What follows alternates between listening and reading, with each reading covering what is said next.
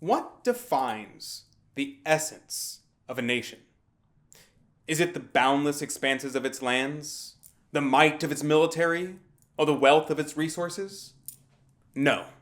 The true spirit of a country resides in the hearts of its people.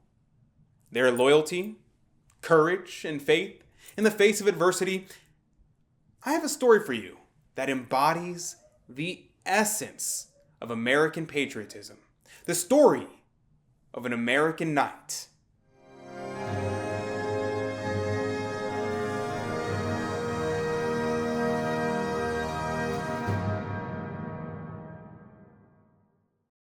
Howdy, and welcome to America Needs Fatima. My name is Adrian Fonseca, and I'm so grateful that you would join me today. In this era of moral relativism, has your soul longed to rekindle the flames of faith and devotion that once burned brightly in our nation? Have you found yourself grappling with this profound question of what it truly means to embody the American spirit?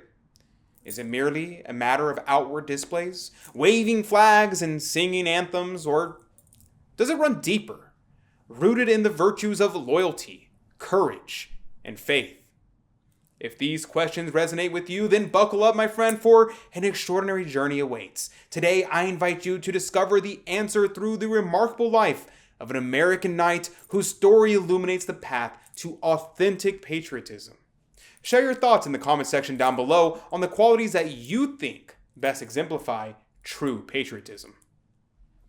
Colonel John W. Ripley, a true American hero and devout Catholic, exemplified the virtues of patriotism, valor, and moral courage throughout his extraordinary life and military career.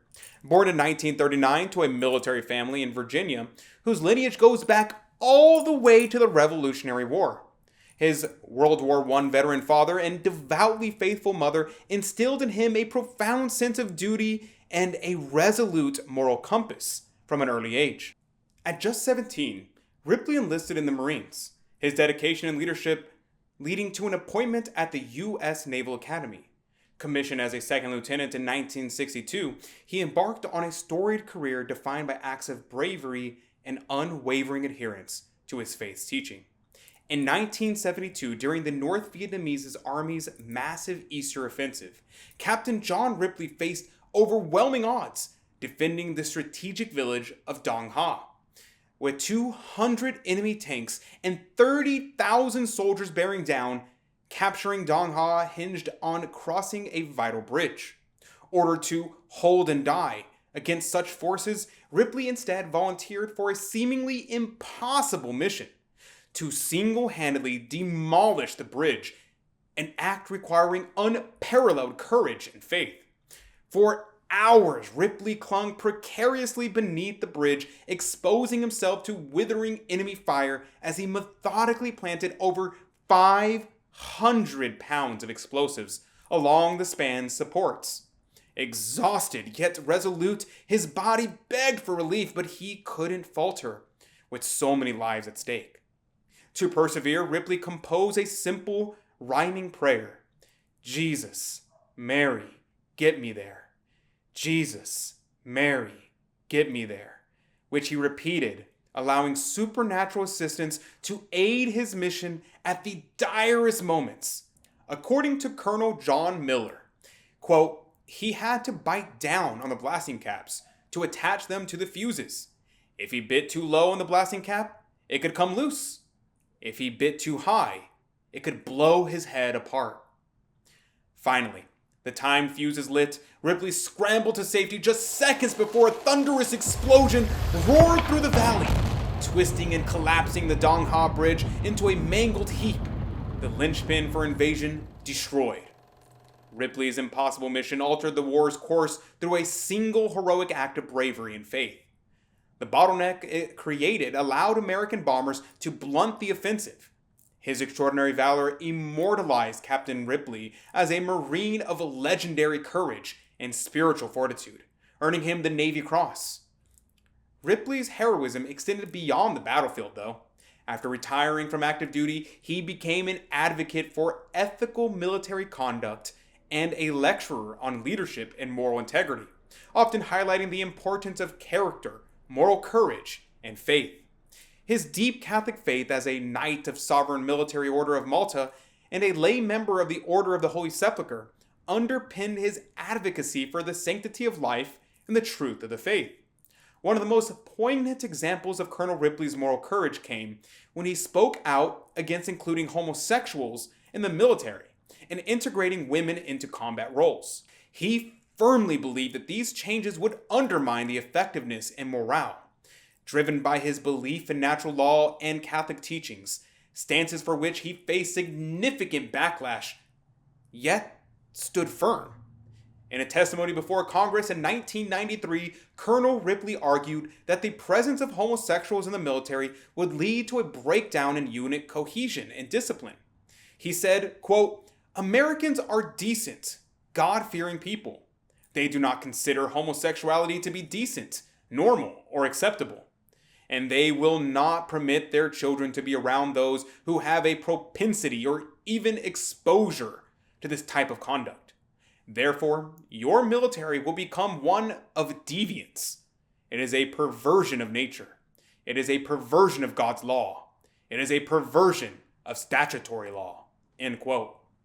Similarly, Ripley opposed women in combat roles, stating, quote, "We simply do not want our women to fight and be subjected to the horrors of the battlefield." End quote. He vividly described grueling tasks like extracting wounded soldiers from downed helicopters as potentially impossible for most women due to physical and psychological demands. Ripley raised concerns over potential mistreatment of captured female soldiers that violate the Geneva Conventions, citing a real-world case of a female pilot who experienced this during the Gulf War, stating, quote, "Does that come as a surprise to anyone? Those that permitted this to happen, who sent her on that mission, should be themselves admonished, if not court-martialed." End quote. While acknowledging women's courage and strength, Ripley maintained that the combination of physical and emotional fortitude required in ground combat roles is rare in women. His testimony highlighted the potential dangers, practical challenges, and detrimental effects on unit cohesion that could arise from assigning women to ground combat units. Though controversial, he stood by these views, believing that moral courage meant defending the truth even in the face of opposition. And as we fight to win America's heart and soul, Colonel John W. Ripley stands as a shining example of the American spirit, a modern-day knight whose life embodied the virtues of patriotism, faith, and moral courage. Ripley put his life on the line to defend freedom with extraordinary feats of valor. But Ripley was more than just a war hero. He was a devout Catholic, whose actions were guided by an unshakable faith in God and the teachings of the Catholic Church. Like the shepherd children of Fatima, who courageously shared Our Lady's message of prayer, penance, and amendment of life, Ripley stood firm in his convictions, even in the face of immense opposition. He exhibited the same fearlessness that Our Lady called for, refusing to remain silent in the face of moral decay.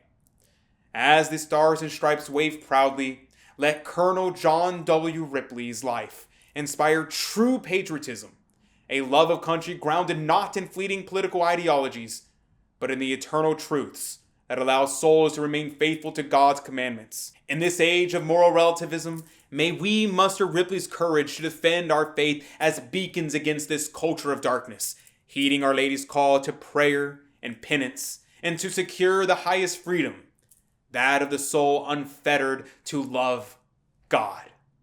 Colonel John Ripley was truly an American knight, a warrior whose sword was faith and whose shield was a resolve to fight for what is right no matter the cost. Let us honor his legacy by living as he did, with unwavering patriotism, moral courage, and devotion to the message of Fatima. That's all I have time for today. May God bless you and Mary Immaculate keep you under her mantle. God love you.